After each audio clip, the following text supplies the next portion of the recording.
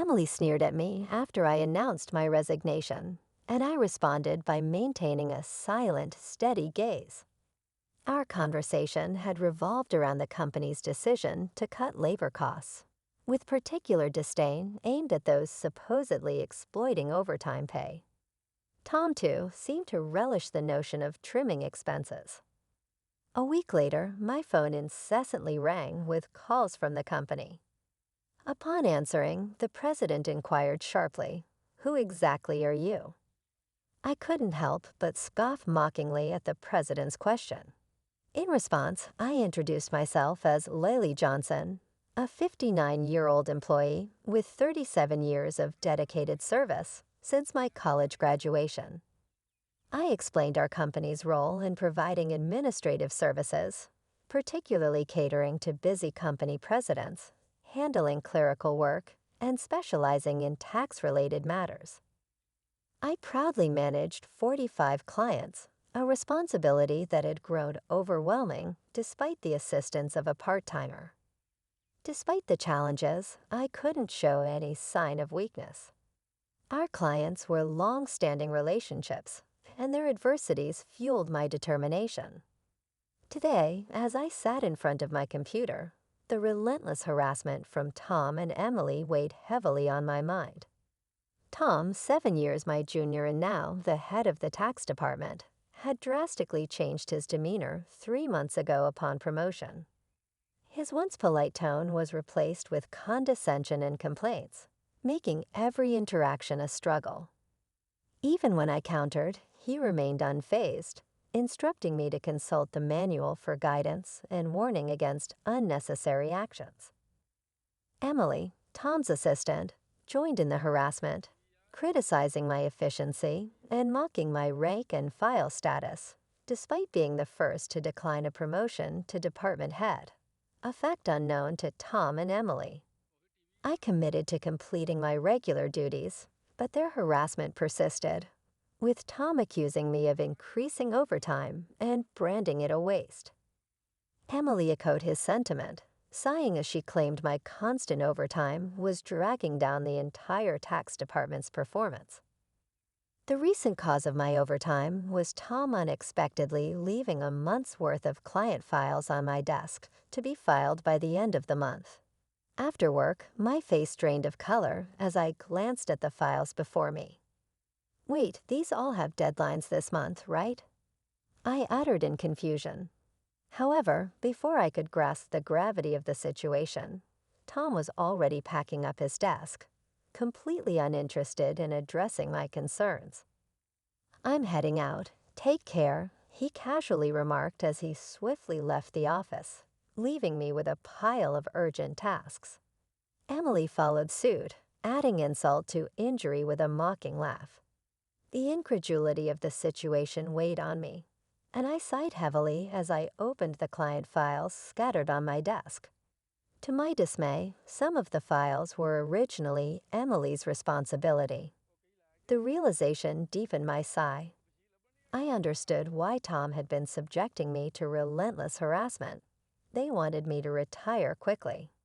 My extensive experience and deeper knowledge in taxation made me a preferred resource for other members of the tax department over Tom.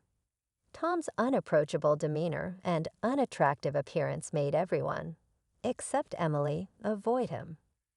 It seemed Emily's proximity to him was strategic, driven by Tom's preference for younger female employees. The shallow nature of their thinking sent a chill down my spine. Emily's harassment was not just a personal vendetta. She aimed to curry favor with Tom, the one evaluating the tax department's performance. Despite these challenges, I had to manage the declarations alongside preparing tax reports for my assigned companies. It seemed today's workload was far from over. However, claiming overtime would only invite complaints from Tom and Emily, leaving me resigned to the prospect of unpaid extra hours. Then, unexpectedly, I received a summons to the president's office. Our company had recently undergone a change in leadership due to the former president's sudden illness. The new president, the former president's son, wasn't fully acquainted with our company. As I entered the office, I noticed Tom and Emily with unpleasant smirks on their faces. In a tense atmosphere, the president dropped a bombshell.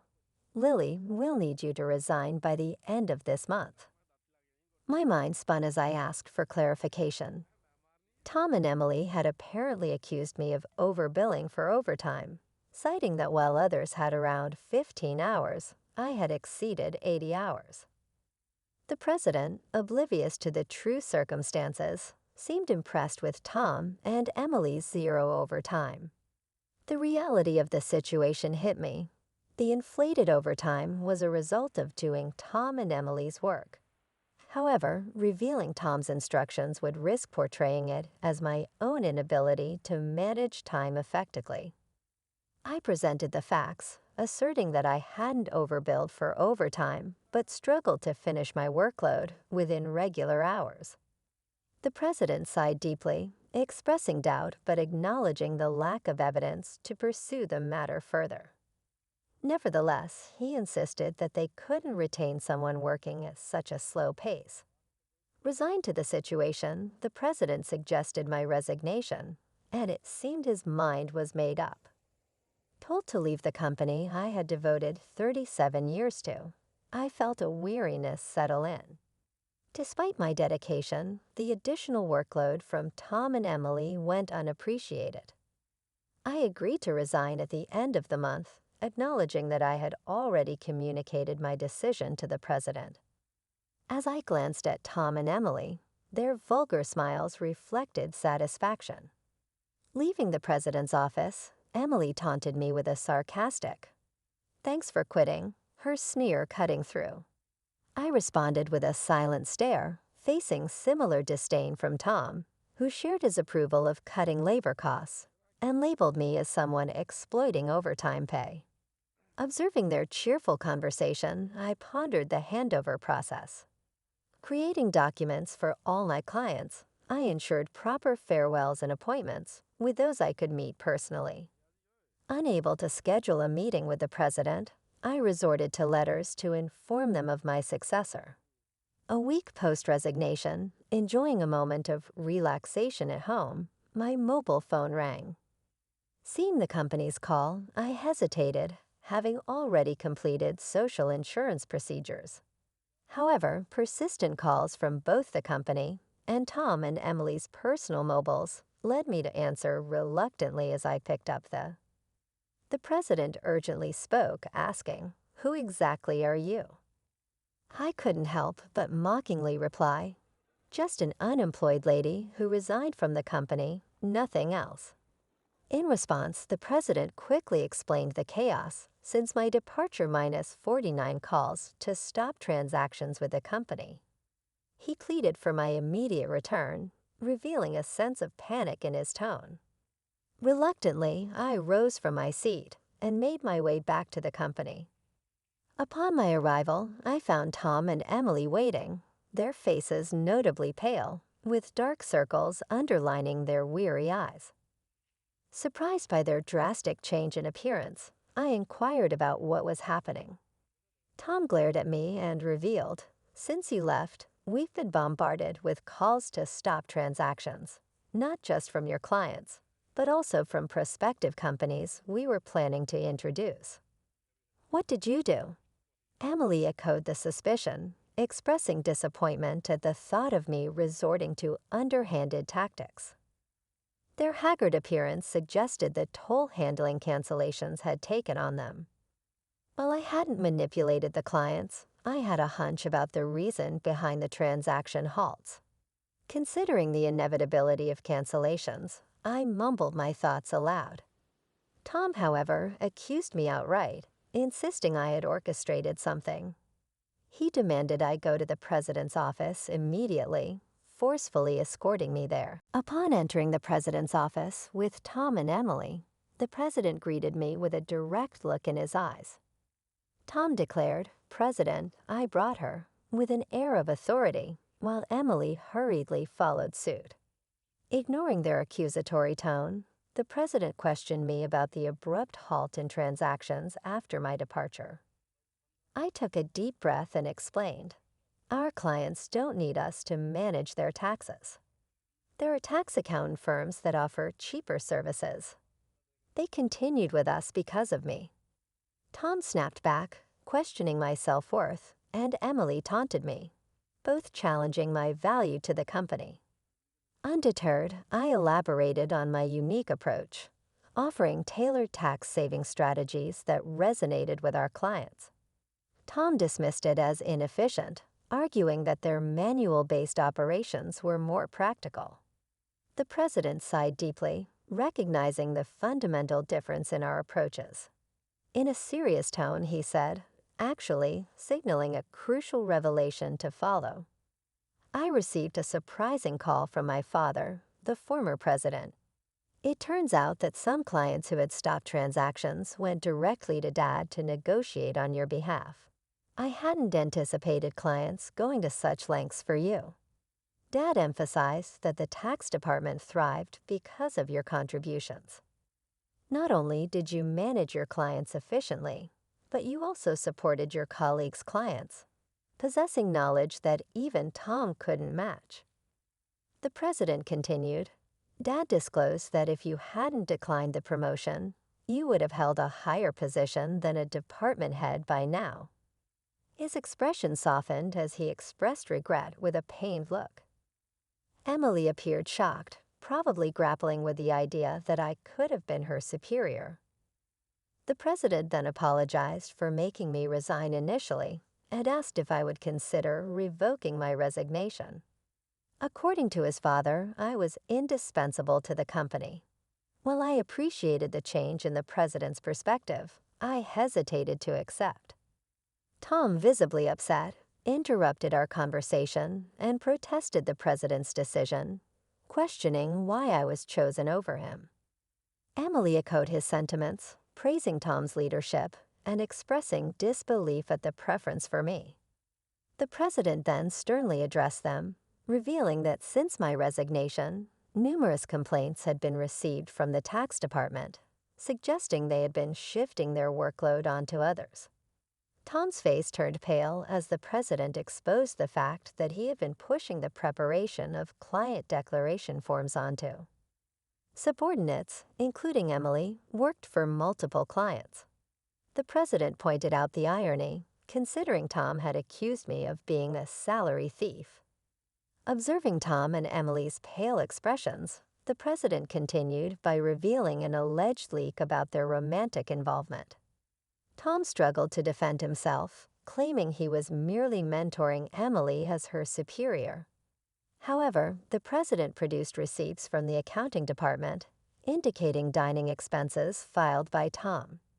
Confronted with evidence, Tom, sweating profusely, was unable to provide a convincing explanation.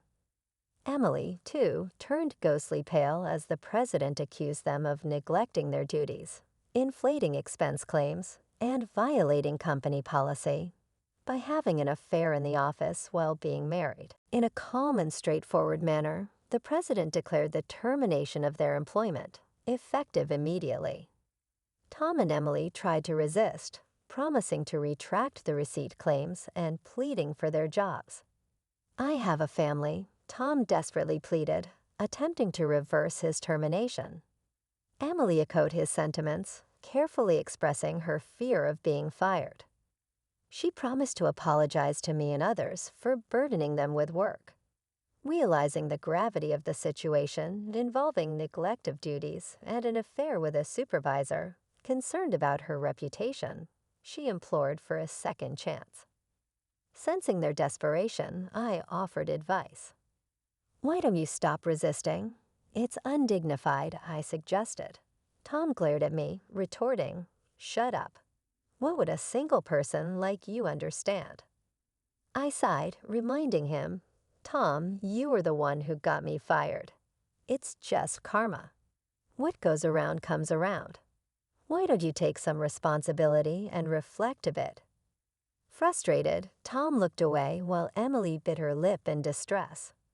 Aware of more details about their misconduct, I turned to the president, asking with a smile if I should share them. Tom and Emily frantically tried to stop me, fearing further exposure. I issued an ultimatum, warning them that wrongdoings would eventually come to light, urging them to face reality before it worsened. At my word, both Tom and Emily collapsed to their knees, and the president decided to fire them on the spot. Later, I revealed more about their misdeeds, including Tom faking business trips to spend days with Emily and their insidious tactics of harassing disliked employees into quitting. Despite my attempts to help those employees, Tom and Emily's strategies were relentless. They repeatedly reprimanded and pressured employees out of my sight, often assigning sudden tasks with tight deadlines. The resigned employees had initially asked me to keep quiet, but since they were now happily working elsewhere, I decided it was time to speak up. The president, furious at my revelations, expressed anger about cutting Tom and Emily's final salary. He planned to thoroughly investigate past inflated expense claims. Tom, with tears in his eyes, begged the president not to cut his salary, fearing the impact on his family. As the truth unraveled, Tom's affair with Emily came to light, leading to Tom's divorce. The two now faced claims for compensation in the divorce lawsuit, marking the consequential aftermath of their actions. I became aware of the situation when Tom reached out to me, seeking assistance in persuading the president to reconsider their firing. Emily and Tom found themselves in dire straits. Despite their efforts, they struggled to secure new jobs in the tax industry. The industry's close-knit nature meant that word of their misdeeds spread rapidly, making potential employers hesitant to hire them. Desperate for income to cover divorce compensation and living expenses, they resorted to day labor at construction sites, a stark departure from their previous office roles. Emily would often call me in tears, pleading for help. "Lily, please help. I only wanted a better life, and I never truly liked Tom," she cried. However, I couldn't ignore the fact that their predicament was a consequence of their own actions. Many, including myself, had been impacted by their behavior. I reminded Emily that the consequences were a result of her choices. "You can't unring a bell," I told her firmly. Facing hardships was the consequence of her decisions. Emily's despair echoed through her protests. Despite her regrets, the outcome remained unchanged. As for me, I chose to distance myself from the chaos of the corporate world. Despite the president's pleas for my return, I declined. Once told to resign, I had no desire to return. Instead, I found solace in assisting at a friend's tax office, supplementing my income and enjoying a more relaxed lifestyle. In the future, I entertained the idea of starting my own office, where I could serve my clients without the constraints of corporate bureaucracy. In my own space, I could fully dedicate myself to my clients' needs. As a tax accountant, I aspired to be on equal footing with my clients, providing service without superiority. This marked the beginning of a new chapter in my life, one filled with excitement and opportunities to pursue what truly mattered to me. My second life had just begun, and I eagerly anticipated the journey ahead.